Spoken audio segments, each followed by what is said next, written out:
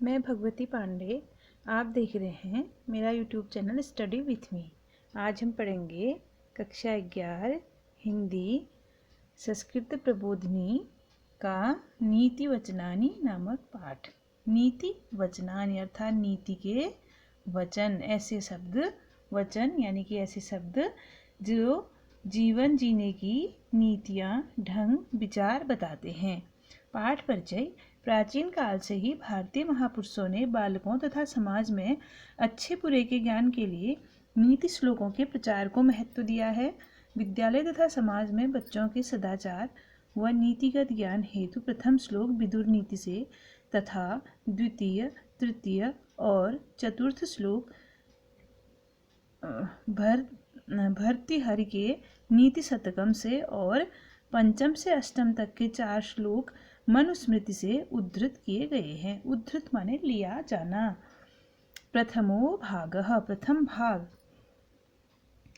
न सा सभा यत्र न सन्ति वृद्धा, वृद्धा न ते येन वदन्ति धर्मं, धर्मो न सः यत्र न सत्यम् अस्ति, सत्यं न तत् यत् छलम् अभ्युपेति। विदुर नीति से कहा गया है। न सा सभा, वह सभा नहीं है। यत्र माने जहाँ, न संति माने नहीं है, वृद्धा माने वृद्ध यानी कि वरिष्ठ लोग या बूढ़े लोग। वृद्धा न ते येन वदन्ति धर्मम, ते माने वे वृद्ध नहीं हैं। ये जो न माने नहीं, वदंती बोलते हैं, धर्मम माने धर्म की बातें।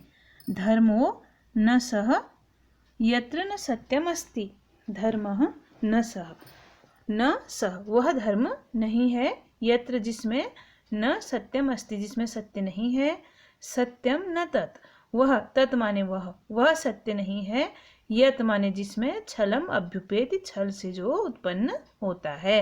अर्थात कहने का तात्पर्य है वह सभा नहीं है जिसमें वृद्ध लोग नहीं होते हैं, अर्थात वृद्धों का होना आवश्यक है। लेकिन वृद्ध वे नहीं है जो धर्म की वाणी नहीं बोलते हैं। अर्थात अगर सही दिशा निर्देश न करें तो वो व्यक्ति सयाना होने पर भी, बूढ़ा होने पर भी, वरिष्ठ होने पर भी वृद्ध उसको नहीं कहा जाएगा जो कि ज्ञान की बातें न करे। और धर्म वह नहीं है जिसमें सत्य नहीं होता, अर्थात सत्य ही धर्म है। और सत्य वह सत्य नहीं है जो झूठ या छल के द्वारा उत्पन्न हुआ हो। अगला देखिए। साहित्य संगीत कला विहीनः, साक्षात् पशु पुच्छ विषाणहीनः, तृणं न खादन् नपि जीवमानः, तद् भागधेयं परम पशूनां। भर्तृहरि के नीति शतकम से लिया गया है। साहित्य संगीत कला विहीन, साहित्य संगीत और कला से रहित, साक्षात पशु, साक्षात माने बिल्कुल प्रकट रूप में, पशु, पुच्छ माने पूंछों के, विषाण माने सींगों से, हीन माने रहित।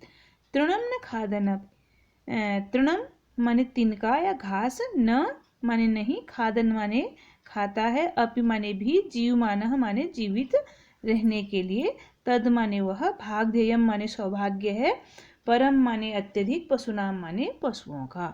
जो व्यक्ति, जिस व्यक्ति में साहित्य संगीत और कला नहीं होती, अर्थात जो व्यक्ति साहित्य संगीत और कला से विहीन होता है, वह व्यक्ति पूंछ और सींगों से रहित साक्षात पशु के समान है। अर्थात पशु भी केवल क्या करता है, जीवन जीने के लिए ही मात्र भोजन करता है, घास खाता है, तिनका खाता है। उसी तरह से वह व्यक्ति भी जिसमें साहित्य संगीत और कला आदि गुणों का अभाव हो, वह उस पशु के समान है जो कि बिना पूंछ और सींगों वाला पशु है।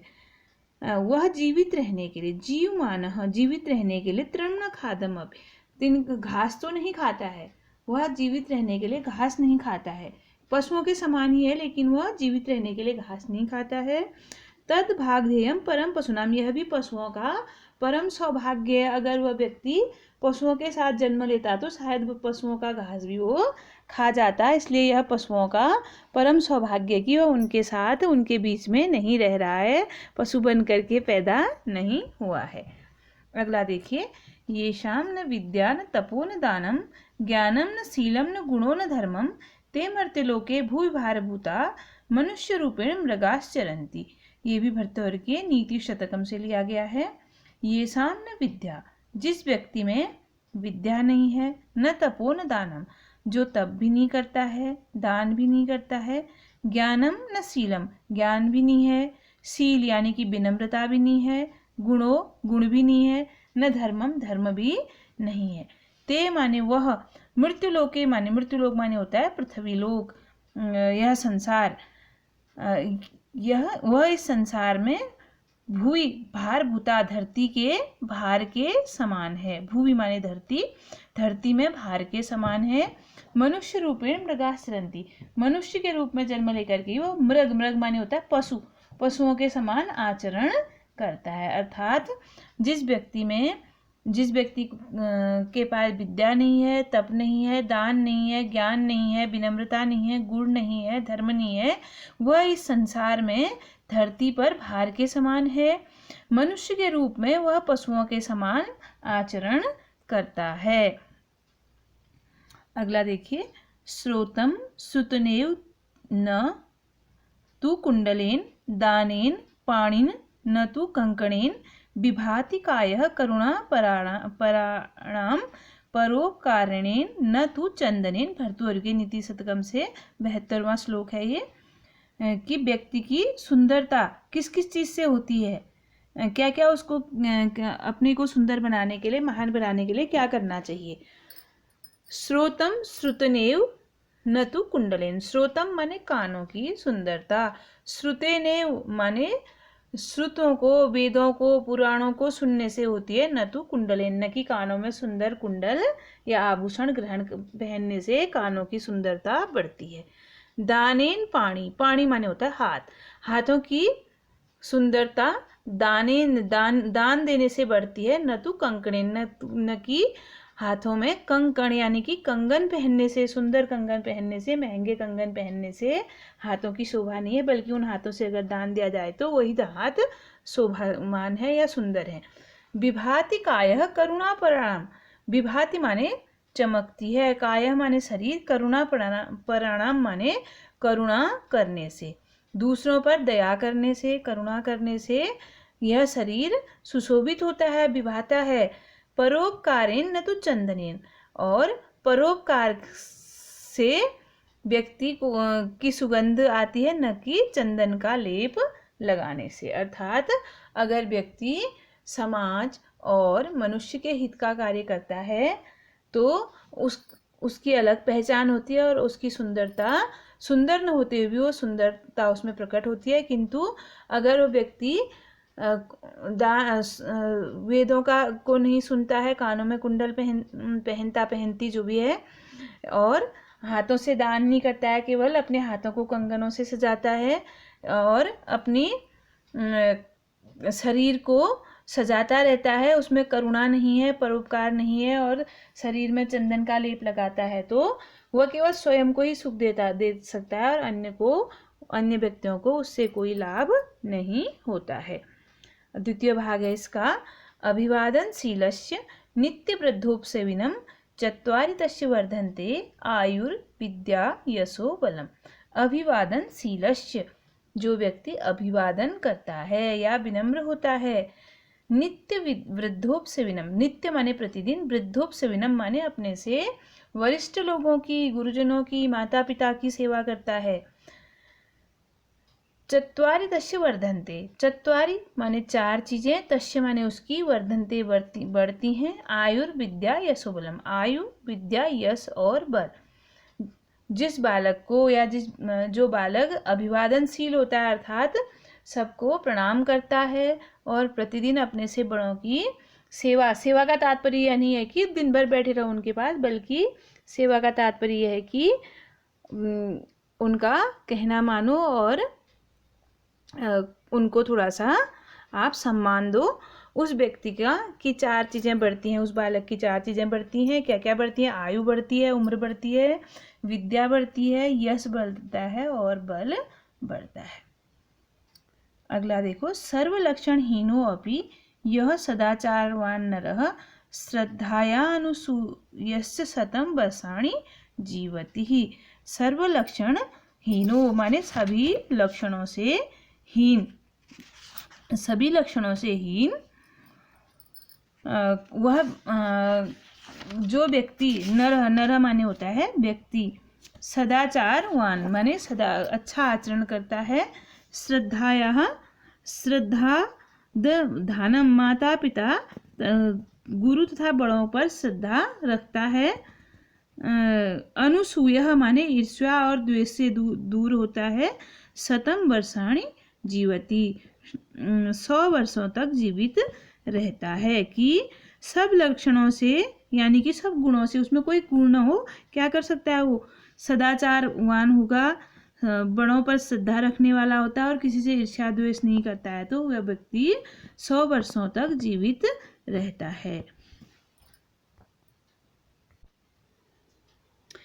7वां देखिए, यथा खननम खनित्रेण नरुः वारिः अधिगच्छति तथा गुरुकृतां विद्या श्रुषुः अधिगच्छति। यथा माने जिस प्रकार, खननम माने खोदता हुआ, खनित्रेण माने कुदाल से, नरो माने मनुष्य, वारिः माने जल को, अधिगच्छति माने प्राप्त करता है। जिस तरह से कुदाल से या खोदने के उपकरण से खोदता हुआ व्यक्ति जल को प्राप्त करता है। कहाँ से प्राप्त करता है? भूमि से, जमीन से। जमीन को खोदेगा तो कहीं ना कहीं उसको नीचे जल मिलेगा। तथा उसी प्रकार से गुरुगताम विद्या, गुरु के पास जाकर के, गुरुगताम माने गुरु के पास जाकर के, शुश्रूम माने सेवा करके, विद्याम माने विद्या को, अधिगच्छति माने प्राप्त करता है। जिस प्रकार से व्यक्ति खोदने वाले संयंत्रों से अर्थात कुदाल से खोदता हुआ, निरंतर खोदता हुआ जल को प्राप्त कर लेता है, उसी प्रकार से गुरु के पास जाकर के गुरु की सेवा प्राप्त करने से विद्या प्राप्त करता है। अगला देखिए, धृतिः क्षमा दमो अस्तेयम शौचम इंद्रिय निग्रह धी विद्या सत्यम अक्रोधो दशकम धर्म लक्षणम। मनुस्मृति में धर्म के 10 लक्षण बता रखे हैं। धृति यानी कि धैर्य, क्षमा दूसरों को क्षमा करना, दमो यानी कि अहंकार न करना या मन की इच्छाओं पर नियंत्रण भी हो सकता है, अस्तेयम चोरी न करना, शौचम पवित्र रहना, इंद्रिय निग्रह, इंद्रिय निग्रह माने इंद्रियों पर, इंद्रियों को बस में किए रखना, निग्रह किए रखना, इंद्रियों को अपने बस में किए रखना या नियंत्रण किए रखना इंद्रियों पर। धी माने बुद्धि, विद्या को सत्यम सत्य बोलने वाला, अक्रोधो क्रोध न करने वाला, दशकम 10 धर्म लक्षणम धर्म के 10 लक्षण है। क्या क्या हैं? धैर्य, क्षमा, मन अपने मन पर नियंत्रण, दूसरे के धन को ग्रहण करना यानी कि अस्तेय, पवित्रता, इंद्रियों को अपने नियंत्रण में रखना, शास्त्रों में लगी हुई बुद्धि, विद्या, सत्य और क्रोध न करना, ये सब धर्म के 10 लक्षण बताए गए हैं। और कक्षा 11 बेटा इन श्लोकों को याद भी करना, क्योंकि परीक्षा में आपको एक श्लोक लिखना आता है अर्थ सहित 6 नंबर का।